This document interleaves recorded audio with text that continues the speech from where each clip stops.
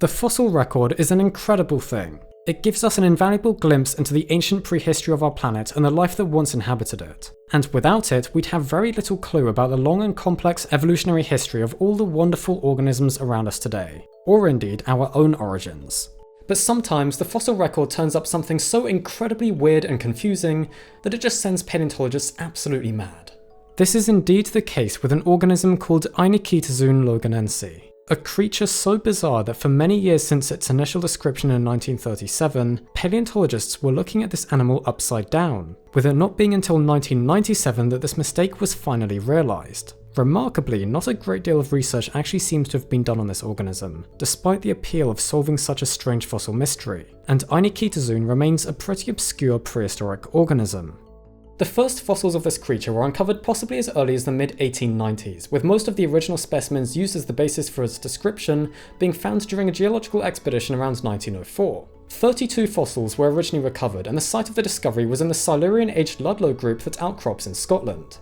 After they were initially found, the specimens changed hands a few times. Eventually though, in 1937, the fossils were studied and described by crustacean expert D.J. Scourfield, who recognised that they likely all belonged to the same species and subsequently attempted to interpret their anatomy. The main feature that was obvious in all the specimens he studied was a so-called capsule, ovoid in shape, that on one end connects to a broad zone of parallel bars he named the palisade.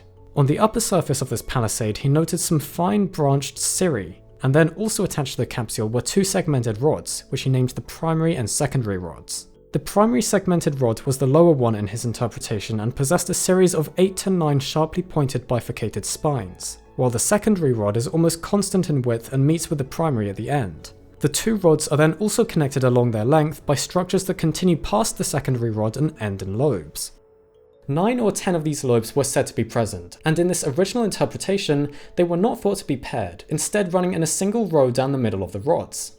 Other structures that were found preserved, one of which projected from the capsule, were named fascicles by Scourfield.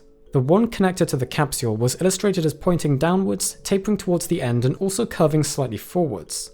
At the end of this fascicle was then what he thought looked like a hook that was probably paired. At the upper front margin of one of the fossil specimens was also a patch of subtriangular, regularly arranged little bumps that he called the shagreen patch, next to an even smaller C-shaped patch he named the auriculate organ. Various bands were also noted as crossing the fossil in various places, and some indistinct regions of anatomy were also briefly recorded. All in all, Scourfield was quite perplexed by what this incredibly unusual morphology meant in terms of this animal's relationships to other known groupings, but he felt fairly confident that it was not a crustacean at least, and instead classified it as some kind of early basal chordate, the phylum to which we also belong. He therefore gave it the name Ainiktozoon, based on the Greek for riddling or enigmatical animal. It was then not until 1985 that another paper re-examining this organism was published by Australian paleontologist Alexander Ritchie, though it should be noted that a couple of other researchers had made their own brief interpretations of the animal before then, but did not add much of significance.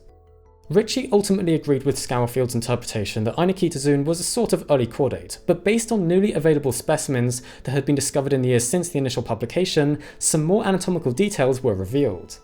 These include a mystery tube organ inside the body cavity, the function of which was not understood, as well as a fringe structure apparently attached to the tube. This fringe comprises curved rods that display many small hair-like filaments along them, and actually sit in the same place as the hook structure, but both hook and fringe never occurred in the same specimen. The fringe was proposed to have had some kind of reproductive function and thought to be placed internally, while the hook was an external structure. The hook then also seems to have supported a very delicate structure called the reticulate area, the function of which was again described as uncertain. The most significant of the new anatomical discoveries in this paper, though, was the reinterpretation of the previously mentioned shagreen patch and auriculate organ. In one of the newly discovered specimens, these structures were preserved much more clearly, and very obviously showed that these are the remains of a compound eye made up of many tiny lenses. The smaller auriculate organ was the retinal body, with a clear gap separating it from the outer lenses, represented by the shagreen patch. Interestingly, the eye was not interpreted as being paired, with it instead looking like Ainiktozoon possessed a single large eye in the middle of the front-facing side of the body. Now, you may be thinking that the identification of a compound eye would be some pretty damning evidence against this organism being a chordate, and in favour of an arthropod affinity, considering that arthropods are well known for possessing this type of eye morphology. However, Ritchie defended the chordate interpretation by explaining how a lot of Ainiktozoon's other anatomy does not conform with that of arthropods. This creature apparently lacked any antennae, jointed appendages or mouth parts, was only segmented in the tail and not in other locations across the body, and had skeletal material that was interpreted as being more like certain unmineralized structures seen in tunicates, a type of chordate, than what is seen in arthropods. Other justifications were also given, including arguing that the compound eye was an example of convergent evolution, leading Ritchie to agree with Schowerfield that Ainiktozoon was a very bizarre chordate. He considered it to be one that led an active, free-swimming lifestyle and an inhabitant of deep, quiet waters where it survived by filter feeding. So, while some more details of its anatomy had been discovered, this paper did not change a great deal about our understanding of this organism from what was already described in the original paper naming it. But then, just over a decade later in 1997, a different team of paleontologists quite literally turned everything upside down. Looking at the illustrations and interpretations made by Schowerfield and then expanded upon by Ritchie, these paleontologists realised that if the side considered to be the upper surface was instead the lower one, the fossils actually display a lot of anatomies that do in fact conform with arthropods.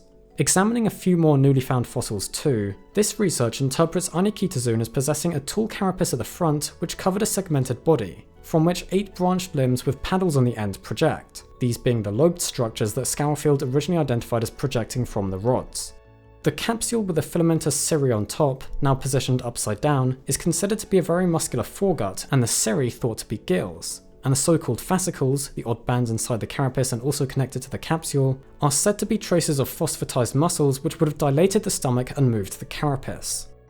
One of the newly discovered specimens at the time of this researcher's publication also revealed something else that was very interesting. Near the front of the body, under the carapace, were what looked like a set of raptorial limbs all lying one on top of the other. These limbs, said to look like jackknives by the authors, had large segments that were equipped with tough spines, and were presumably used in actively hunting prey items, so this was not a slow-moving filter feeder.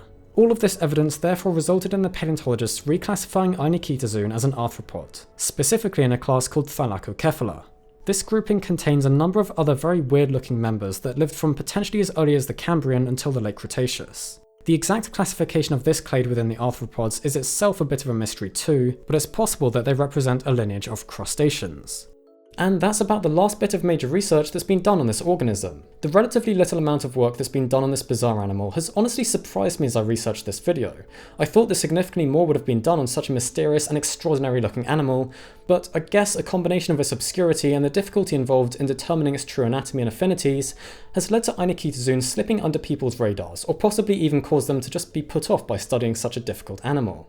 Maybe this video will help to change things. I certainly hope it's able to bring some more attention to this prehistoric enigma. I have no doubt that eventually some more research will be done on this animal, and hopefully more specimens will be found too. And I honestly wouldn't be surprised if other paleontologists end up interpreting it differently again. Whatever happens, it'll be very interesting to see. Anyway, I really hope you enjoyed this video and learned something new. A big thank you to our Patreon supporters too, especially our Dinosaur tier supporters Amanda von Nordek, Archianthus, Bella Anderson, Dhruv Shrivastava, Elijah Carrion, George Fudgetek, Greg Silvernail, Just F Max, Corey Peterson, Laura Sanborn, Mike Pace, Persian Boy, Robert Thomas, Staniforth Hopkins, and Tiffany Trammell.